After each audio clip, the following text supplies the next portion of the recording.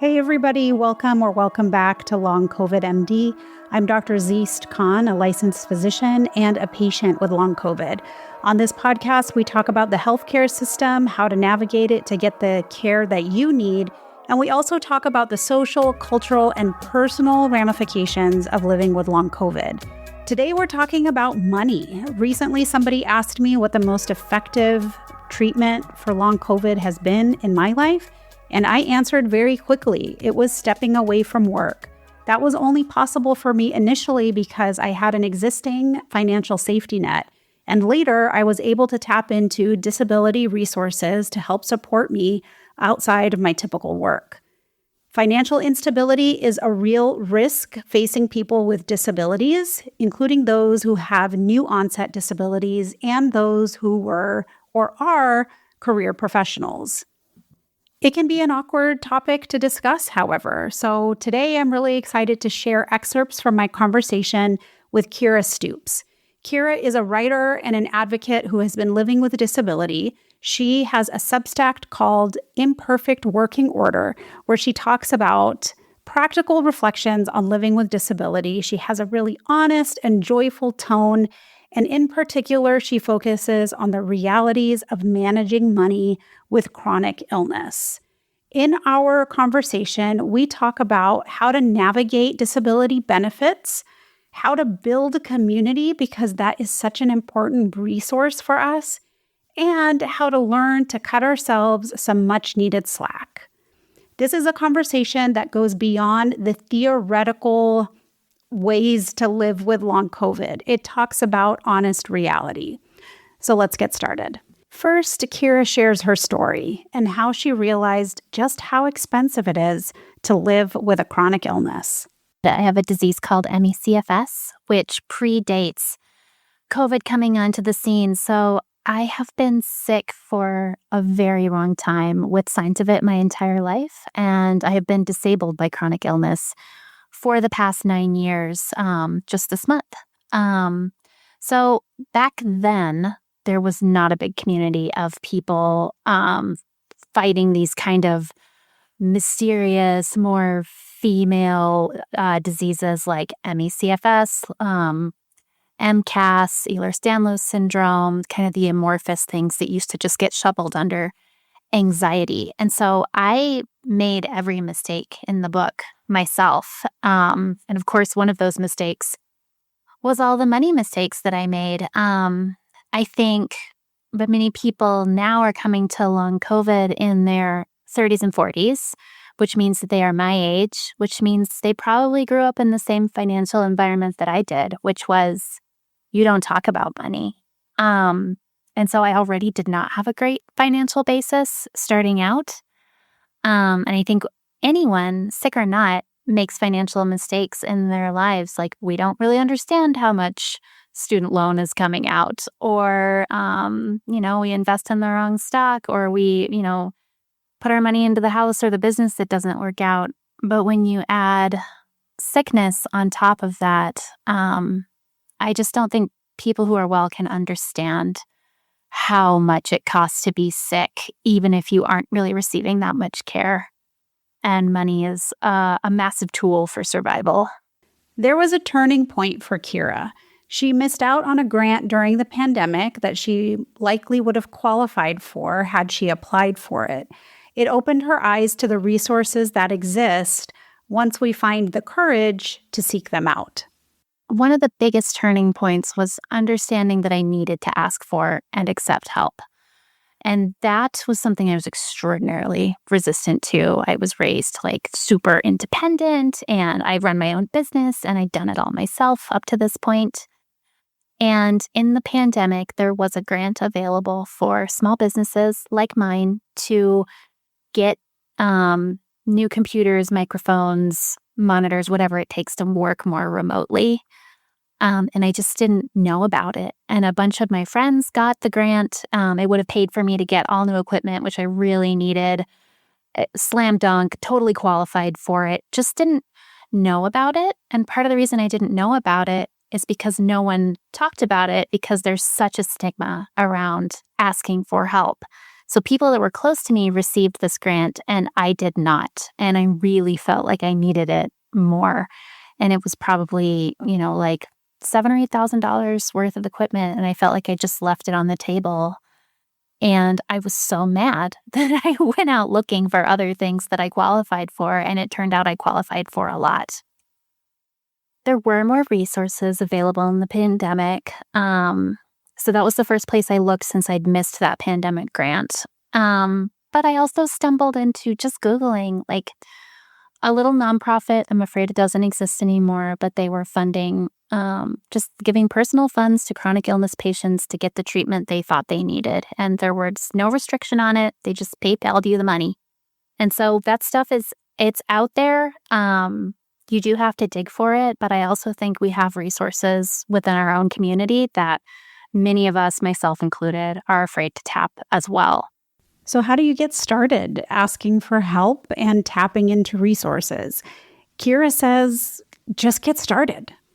I kind of feel like you just have to do it because none of the systems are designed to weed people out and to not help people who do not really need it. And also understanding that I think, there's always going to be a few people who take advantage of the system. But I would say overwhelmingly, in all of my patient groups, I'm a number of many, people resist help as long as they can. I don't think there's a big run on these resources the way that we think there are. One thing I did was go for hospital forgiveness after paying, like scrimping and saving to pay for 6 or 7 years in full. I just didn't realize there was a program. And they don't offer that. They don't tell you. You kind of have to hear from other people. But then as soon as I tried to apply, the lady at the financial office was like, "Oh no, sweetie, you don't need to like completely crucify yourself to pay our bills. Like we have a program for that." And I'm like, "You could have said that," but they didn't. And so one of the things that I personally try to do to destigmatize it is tell everyone, do not pay your medical bills until you've checked in with the office first. Or there's a grant for this. I think sharing between ourselves some of these resources and admitting that we've used them is a really powerful step. Of course, finding resources, finding support is only part of the story here. The other part is fighting the internalized shame we might have, the awkwardness we might feel about asking for help, especially if we have not been in the practice of doing that before. We have to realize and admit that we might be fighting against some shame and feelings of perfectionism that tell us we shouldn't need help. Rationally, it's easy to admit, but internally, it can be hard to accept the fact that disabled people are not freeloaders. We are using systems that society has paid into, that many times we have paid into, specifically for times like this and people like us. Anything that we can do to conserve our precious energy is not only a win, it's part of your recovery. Once I started thinking about accessing resources in terms of my health, I realized shame has no business in this conversation. But it can be there. How do we become more compassionate with ourselves? Kira has some really straightforward advice. Are we allowed to swear on this podcast? My biggest piece of advice would be cut yourself a fucking break. And that applies to everything you just said. If it's bills, cut yourself a fucking break on trying to figure out how to pay that. Can that office help you? Can you request help from one of your aunties who doesn't have any children? Is it time to crowdsource that one? If there's a social interaction that you want to have, cut yourself a fucking break, throw a beanie on your unwashed hair, and just go as is. It's fine. Your friends will still love you. Cut yourself a fucking break on the work front. I think anything that you can get done while you're sick still brings immense value. I am a professional copywriter, and I am not putting my heart soul into writing in perfect working order perfectly. I am just getting it out, and it's fine. It's still very well received.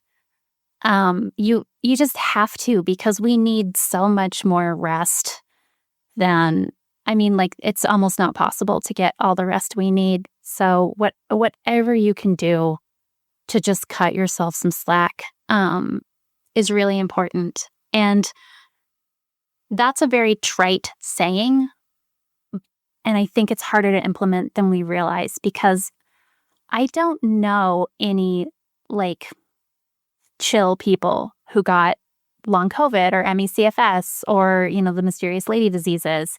It's always extraordinarily hardworking, high achieving people. It's the hardest impulse for me, myself, to repress is just do not do everything 110%. Just let it slide. And that's not something that happens overnight. That's something that for me has been a years-long process. Kira mentioned that money is a tool for survival. Another tool for survival is community, and Kira writes a lot about this in her newsletter. This also takes work and requires some vulnerability. Kira shares how being radically honest about her needs, even when it felt scary, helped her build deeper, more supportive friendships. I feel like there's so many things I just don't have the answer for, but this is one that I do. And it is absolutely just opening up as much as it is humanly possible to open up about the reality of your situation.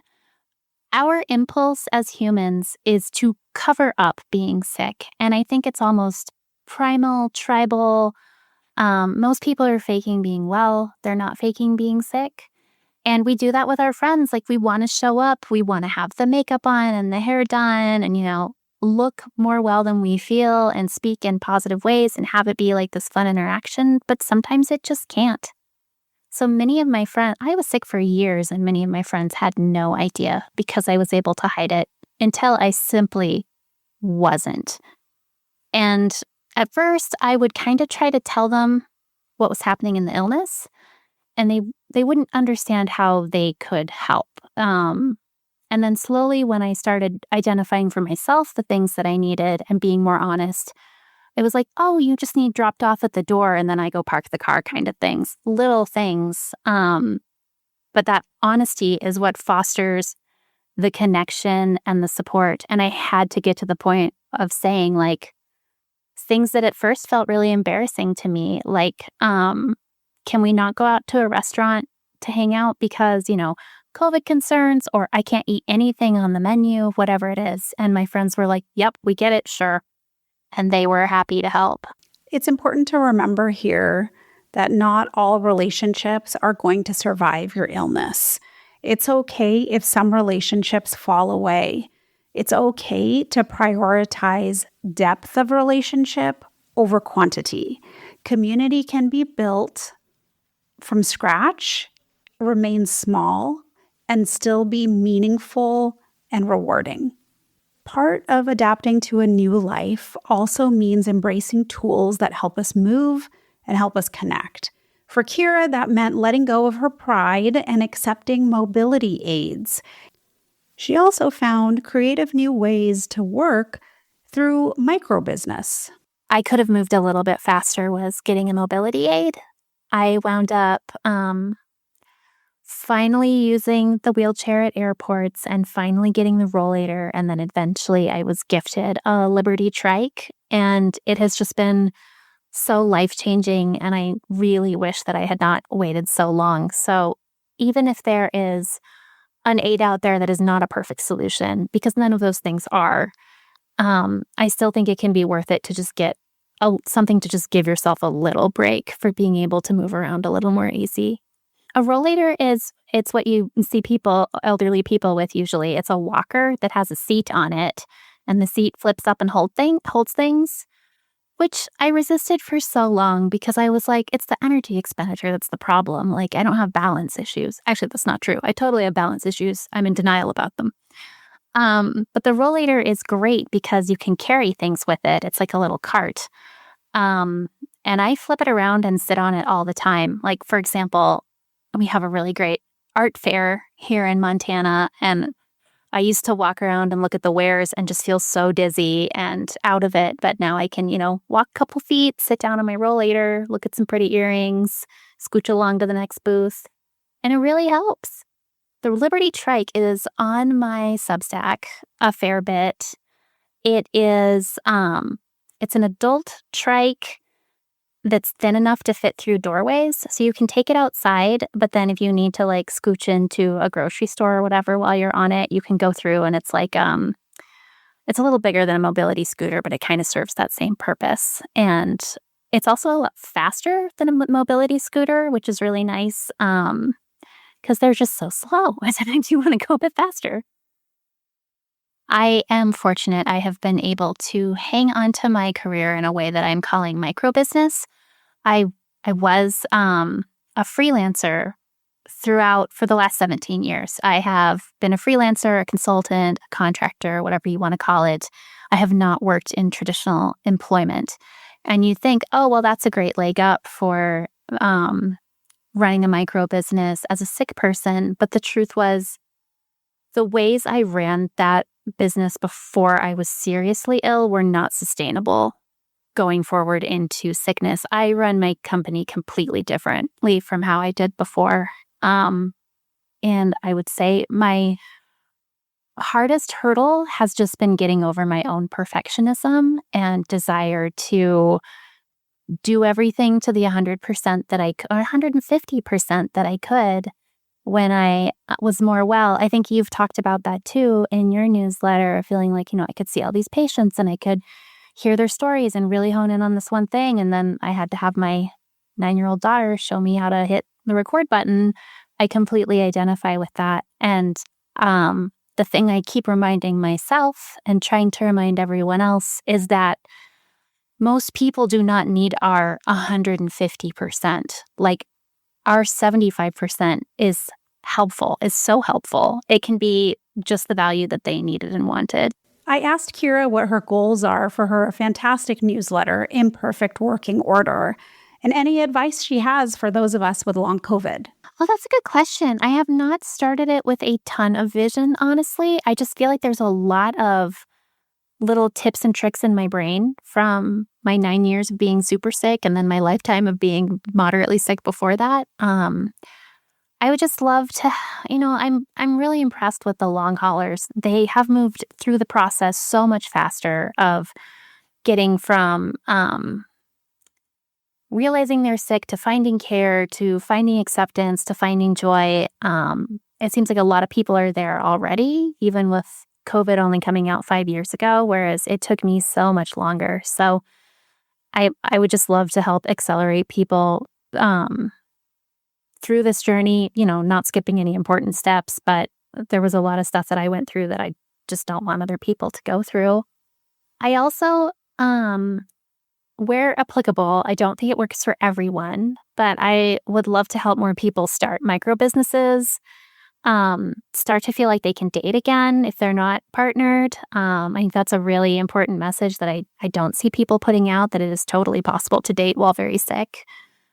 And then build communities if they don't have them. I think a lot of us were not big on building communities, and then the pandemic hit and now we need them, but we don't know how to build them. So I just feel like I have a lot to share. Kira absolutely has a lot to share. Her story is a powerful reminder that survival is not weakness. Asking for help is not shameful. Building a life with chronic illness is messy and brave and worthy of joy.